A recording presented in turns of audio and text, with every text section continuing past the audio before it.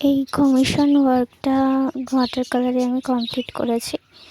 দেখুন সম্পূর্ণ water colour দিয়ে করা। আর এটা কিছুদিন আগেরই কাজ, তো সেই জন্য আমি ভিডিওটা জাস্ট করেই শেয়ার করছি আপনাদেরকে। দেখুন কেমন লাগে, আপনাদের ভালো লাগে কিনা।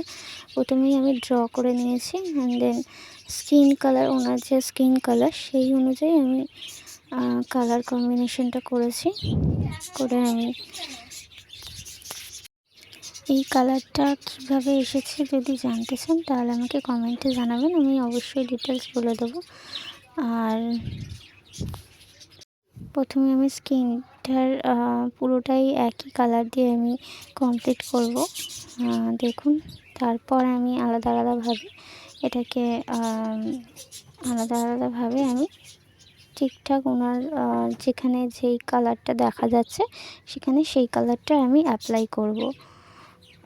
পুরো ভিডিওটা দেখলে আপনারা বুঝতে পারবেন যে আমি কোথায় কিভাবে কোন কালার অ্যাপ্লাই করেছি। অ্যান্ড দেন ওনার স্কিন কালারটা পুরো পারফেক্ট এসেছে।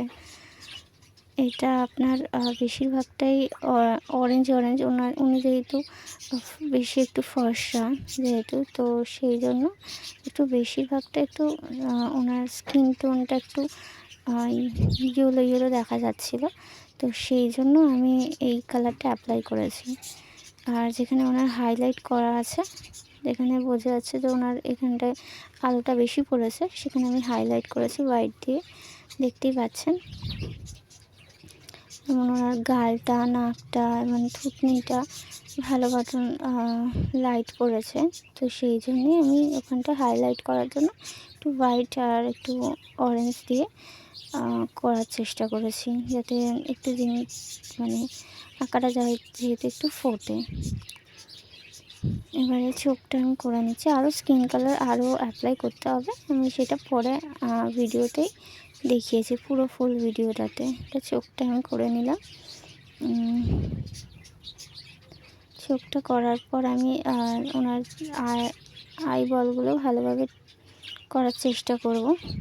দেখুন একটু ব্রাউন, সবার চোখেরই প্রায় একটু ব্রাউন ভাবটা একটু বেশি থাকে, দেন কালোটা মানে মনিটা যেটা সেটা কালো, তারপর মাঝখানটা একটু কালো ভাবটা থাকে। তো